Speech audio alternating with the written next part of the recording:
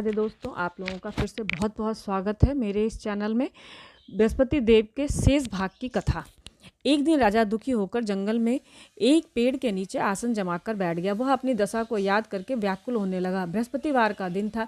एक साधु वहां वन में निर्जन वन में प्रकट हुए और स्वयं बृहस्पति देवता थे। लकड़हारे के सामने आकर बोले, हे लकड़हारे, इस सुनसान जंगल में तो चिंतामग्न क्यों बैठा है? लकड़हारे ने दोनों हाथों को जोड़कर प्रणाम किया और उत्तर दिया, महात्मा जी, आप तो सब कुछ जानते हैं, मैं क्या बताऊं आपको। यह कहकर रोने लगा और महात्मा जी को अपनी सारी कथा सुनाई। महात्मा जी ने कहा, तुम्हारी स्त्री ने बृहस्पतिवार के दिन बृहस्पति भगवान का निरादर किया है, जिसके कारण रुष्ट होकर तुम्हारी ये दशा हुई है। अब तुम चिंता को दूर करके मेरे कहने से चलो तो तुम सब कष्ट दूर हो जाएंगे और भगवान पहले से भी अधिक संपत्ति देंगे। तुम बृहस्पतिवार के दिन कथा किया करो और चने मुनक्के लाकर उनका प्रसाद बनाओ और शुद्ध लोटे से जल में शक्कर मिलाकर अमृत तैयार करो। कथा के बाद अपने परिवार और सुनने वाले प्रेमियों को अमृत व प्रसाद बांटकर खुद भी ग्रहण किया करो। ऐसा करने से भगवान तुम्हारी सभी मनोकामनाएं पूर्ण करेंगे। साधु के ऐसे वचन सुनकर लकड़हारा बोला, हे प्रभु, मेरे लकड़ी बेचकर मुझे इतना पैसा नहीं मिलता जिससे भोजन के उपरांत कुछ बचा सकूं। मैं रात्रि में अपनी स्त्री को व्याकुल देखा है। मेरे पास कुछ भी नहीं है जिससे मैं उसकी खबर मंगा सकूं। साधु ने कहा, हे लकड़हारे, तुम किसी बात की चिंता मत करो। बृहस्पति के दिन, वार के दिन तुम रोज की तरह लकड़ियां बेचने शहर जाना। तुम्हें रोज से दुगुना धन प्राप्त होगा, जिससे तुम भली भांति भोजन कर लोगे और बृहस्पति भगवान के पूजन का सामान भी आ जाएगा। इतना कहकर साधु अंतर ध्यान हो गए। धीरे धीरे समय बीतता गया। वही बृहस्पतिवार का दिन आया। लकड़हारा जंगल से लकड़ी काटकर किसी शहर में बेचने गया। उसे उस दिन से अधिक पैसा मिला। राजा ने चना गुड़ लाकर गुरुवार का व्रत किया। उस दिन उसके सभी क्लेश दूर हो गए, परंतु जब दोबारा गुरुवार का व्रत आया, दिन आया, तो उसने व्रत करना भूल गया। इस कारण भगवान फिर से नाराज हो गए। उस दिन उस नगर के राजा ने विशाल यज्ञ का आयोजन किया तथा शहर को घोषणा करवाई कि कोई भी मनुष्य अपने घर में न आग जलावे न भोजन बनावे। समस्त जनता मेरे यहाँ भोजन करने आवे। इस आज्ञा को जो नहीं मानेगा फांसी की सजा दी जाएगी। इस तरह की घोषणा संपूर्ण नगर में करवा दी गई। राजा की आज्ञा अनुसार शहर के सभी लोग भोजन करने गए, लेकिन लकड़हारा कुछ देर से पहुंचा, इसलिए राजा ने अपने साथ घर लिवा लाए। ले जाकर भोजन करा ही रहे थे कि रानी की दृष्टि उस खूंटी पर पड़ी जिसपे उसका हार लटका हुआ था। वो वहां पर दिखाई नहीं दिया। रानी ने निश्चय किया कि मेरा हार इस मनुष्य ने चुरा लिया है। उसी समय सिपाहियों को बुलाकर उसे कारागार में डलवा दिया। जब लकड़हारा कारागार में पड़ गया, बहुत दुखी होकर विचार करने लगा, न जाने पूर्व जन्म के कौन से कर्म से दुख प्राप्त हुआ है, और उसी साधु को याद करने लगा जो कि जंगल में मिला था।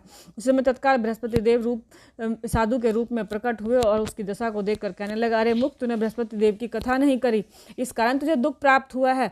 अब चिंता मत कर। बृहस्पतिवार के दिन कारागार के दरवाजे पर 4 पैसे पड़े मिलेंगे, उनसे बृहस्पति देव की पूजा करना तो तेरे सारे कष्ट दूर हो जाएंगे।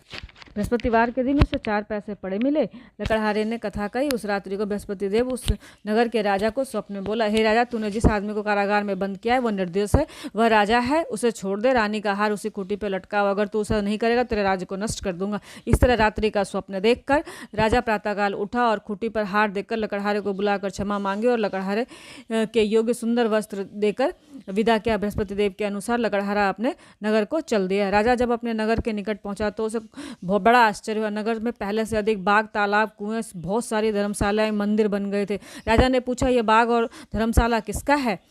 तब नगर के सब लोग कहने लगे, रानी और बांदी के हैं। तो राजा को बड़ा आश्चर्य हुआ और गुस्सा भी आया। तब रानी ने यह खबर सुनी कि राजा आ रहे हैं, तो उन्होंने बांदी को कहा, हे दासी, देख राजा हमको कितनी बुरी हालत में छोड़ गए। ऐसे हालत को देखकर वो लौट ना जाए, इसलिए तू दरवाजे पे खड़ी हो जा। आज्ञा अनुसार दासी दरवाजे पे खड़ी हो गई। राजा आए तो उन्हें अपने साथ लिवा लाई। तब राजा क्रोध करके अपनी पत्नी से पूछा, यह धन कैसे प्राप्त हुआ?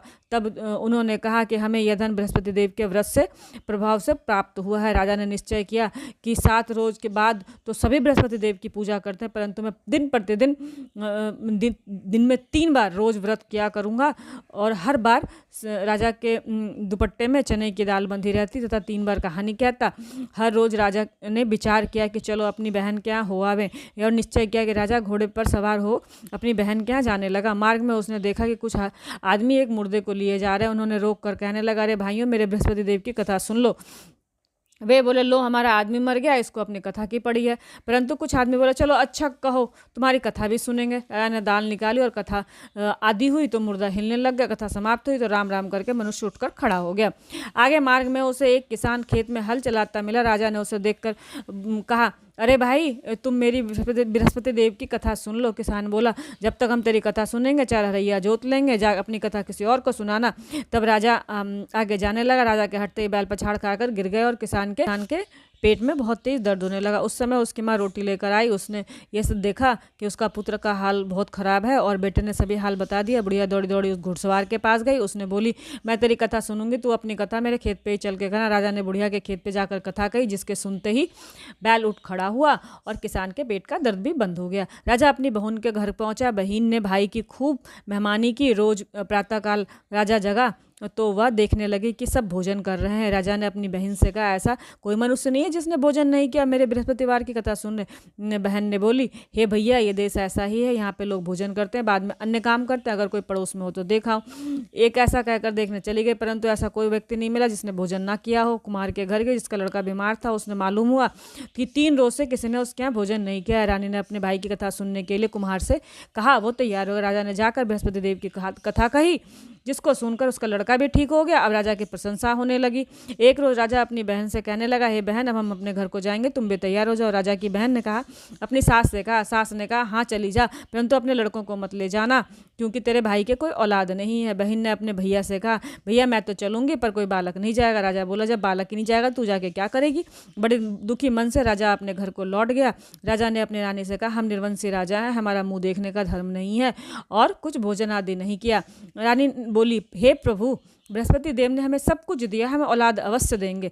उसी रात बृहस्पति देव ने राजा को स्वप्न में कहा, राजा उठ, सभी सोच त्याग दे, तेरी रानी गर्भ से है। राजा यह बात सुनकर बड़ी खुशी हुई।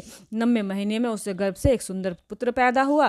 तब राजा बोला, हे रानी, स्त्री बिना भोजन के रह सकती है, बिना कहे नहीं रह सकती। जब मेरे बहन आवे तो तुम उसे कुछ मत कहना। रानी ने सुनकर हाँ कह दिया। जब राजा की बहन आई, शुभ समाचार सुना तो वो बहुत खुश हुई। बधाई लेकर अपने भाई के यहाँ आई। तभी रानी ने कहा, घोड़ा चढ़कर तो नहीं आई, गधा चढ़ी आई। राजा की बहन बोली, भाभी मैं इस प्रकार ना कहती तो तुम्हें औलाद कैसे मिलती।